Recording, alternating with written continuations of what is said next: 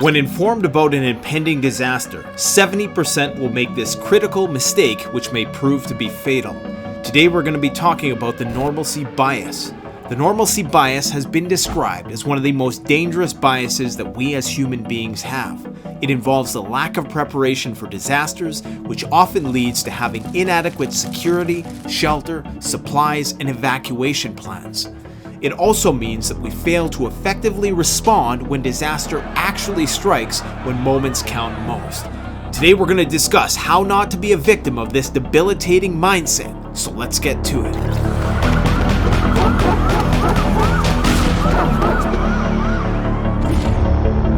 One of the things that inspired me to make this video at the present time is the Ukrainian situation. In contrast to Western media, a lot of people on the ground in the Ukraine are apparently not too bothered by the prospect of a Russian invasion. Whether this is the result of a differing narrative or the normalcy bias is yet to be understood.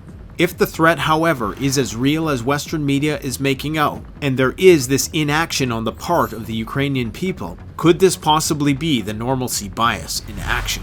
Time and time again, people fail to prepare for disasters that they knew were coming and persist in their denial even as it encroaches on their doorstep. Stock market crash after stock market crash, natural disaster after disaster, war after war, even as the most recent pandemic circulated the globe, governments the world over were thought by some to have underreacted before they, by some metrics, overreacted. This is all the result of the normalcy bias. Why are people in denial about things that in hindsight seem so obvious? Why do people live on the fault lines without an escape plan? And even when the water is at their doorsteps and all signs point to imminent disaster, do they persist in their inaction? Do they freeze up or put their heads in the sands? It appears to make no sense. We are, after all, living in the age of consequences, and arguably more vulnerable to catastrophe than we've ever been before. Yet most people stubbornly endure in their ineptitude when it comes to their emergency preparedness planning. Droughts, floods, wildfires, food shortages, heat waves, crop failures, livestock plagues, economic turmoil, pandemics, a stressed power grid which is being pushed to the limit every day, erratic climate patterns, resource scarcity, and the looming threat of war for all that remains are all mathematical certainties baked into our future that we will face as a species. Yet we persist in a cycle of unpreparedness, disaster shock, and then victimization. A recent movie that illustrated this concept, albeit in a very satirical way and an exaggerated manner, was the movie Don't Look Up. It showed that even when faced with a 100% confirmed impending catastrophe, our cognitive dissonance about the event will have us minimize or reject it altogether so we don't have to come to terms with its grim reality. It's akin to a baby with no understanding of object permanence thinking that a parent has actually disappeared in a game of peekaboo. Just because we pull the wool over our own eyes doesn't mean that these problems are going away. Normalcy bias is what's considered a cognitive bias, or a failure in our judgment. It's an error in our information processing. For that reason, a lack of preparedness, especially in the modern day, for all intents and purposes, is a fundamental perceptual error on our part. It's a tendency people have to presume that things will carry on normally, even in the face of contradictory evidence. So instead of preparing, they minimize the threat warnings and vulnerably go about their lives. There are different temporal frameworks for understanding what normalcy bias is. There's short-term and long-term normalcy bias. In the long-term form, normalcy bias is a general lack of preparation for an event. This is akin to living in a hurricane-prone region knowing that these threats are going to present themselves, but having no plan for evacuation. Now, a short-term type of normalcy bias is our failure to effectively respond to an acute emergency. This could be because we are in disbelief, or we are referencing what other people are doing. If the neighbors aren't evacuating yet, I'm not evacuating yet, is basically how the normalcy bias works. This is also related to a concept called the paralysis of analysis, or just overanalyzing a situation and not being decisive enough in your actions. It's also related to a cognitive bias called the Ostrich Effect. In the Ostrich Effect, individuals figuratively put their heads in the sand to avoid information they believe may be unpleasant, It's just like a child believing that hiding under the blankets will protect them from the make-believe monster. The problem is that these threats that we are talking about are very real. So imagine for a second you're on vacation and you're on a beach and you're told that a tsunami is coming. You can kind of see a weird wave in the ocean, but you're not really sure what to make of it. And instead of immediately heading for the hills, you question the person who is telling you that information. Maybe you question their mental health. Maybe you look to see if it's some kind of prank and you're waiting to see how other people react. Maybe you look at the other 70% of people who are doing the exact same thing that you are doing, and then you conclude that it's no big deal. Maybe part of you is so paralyzed with fear or disbelief that you simply don't know how to effectively respond in that situation.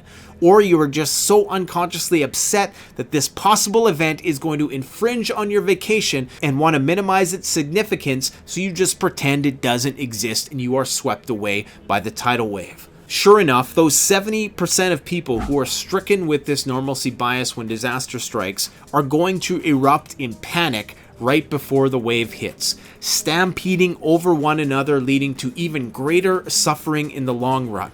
The same would hold true if you were waiting up until the last minute to evacuate in an area, only to be stuck on the freeway with the 70% of other people who also waited too long.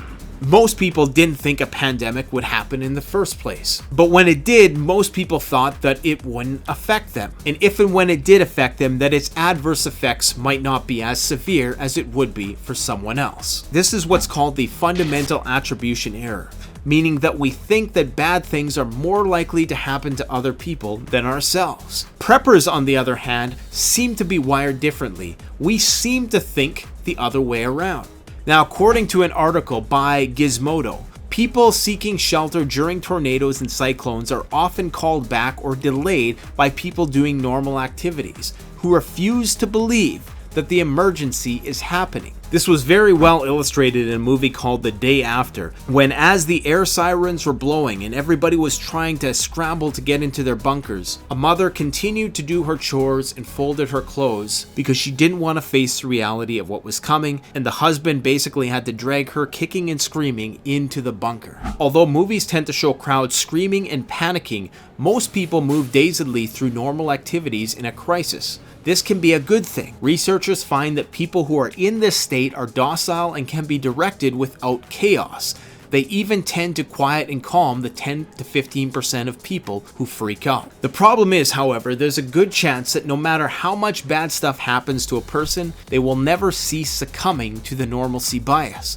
A culture that encourages and fosters preparedness is truly the only cure for this type of cognitive error. Now, as people who self-describe as preppers, there is a good chance that we will not be within this 70% group. However, as one of my social psychology professors once told me, I know all the tricks of a car salesman, but I still fall for them. Meaning that cognitive bias in a fight or flight situation is not something that a simple predilection for prepping is instantly going to rid you of. Preppers do, however, have the advantage of having a plan beforehand, so even when faced with the disbelief of an acute crisis, their protocols can take over.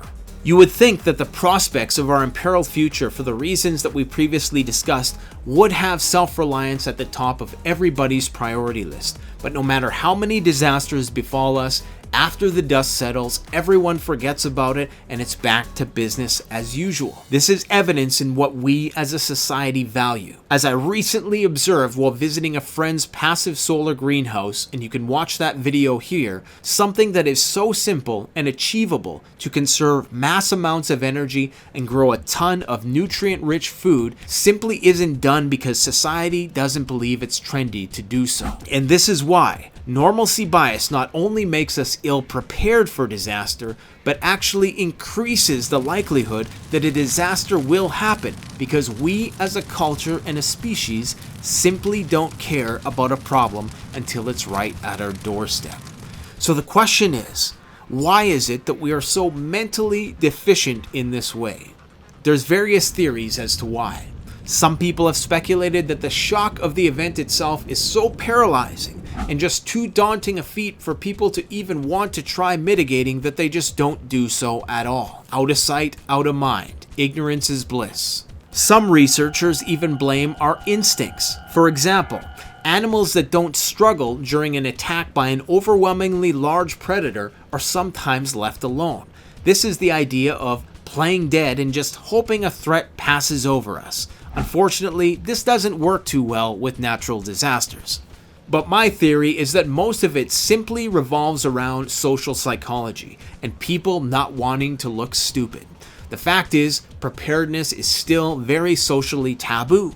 People may even be embarrassed to be the first one to flee from a beach out of fear of what others will think of them. It's not until enough people start running that a critical mass is hit and people feel okay enough to partake in the pandemonious stampede to safety. The most important thing you can do when disaster strikes is think about the situation logically and be decisive. Being in a proactive preparedness mindset and being ready and willing to confront major changes and the stress that comes with them will allow you to not be a part of the 70% that succumb to the normalcy bias. A way to effectively process information in times of great stress is using the OODA loop method. This is an acronym that stands for Observe, Orient, Decide, and Act. It was developed by military strategist and United States Air Force Colonel John Boyd for the purpose of making effective, split-second decisions in times of crisis. In the observe phase, we're trying to gather as much information as quickly as possible. Next, we orient and try to make sense of that information. We try to spot any errors or contradictions within the information. Then, on the basis of that analysis, we make actionable insights and we decide the best possible response to take. And then finally, we act. We execute that decision. 90% of the time in these situations, it's going to be better to do something than nothing at all. Let me know what types of strategies you have for managing stress and thinking quickly and efficiently in a crisis situation in the comment section below. Don't forget to like, comment, subscribe if you enjoy this video, and check out our other related videos in the description section. Thanks for watching. Stay safe, stay prepped. Canadian Prepper. The best way to support this channel is to support yourself by gearing up at CanadianPreparedness.com, where you'll find high-quality survival gear at the best prices, no junk, and no gimmicks. Use discount code PREPPINGGEAR for 10% off. Don't forget, the strong survive, but the prepared thrive. Stay safe.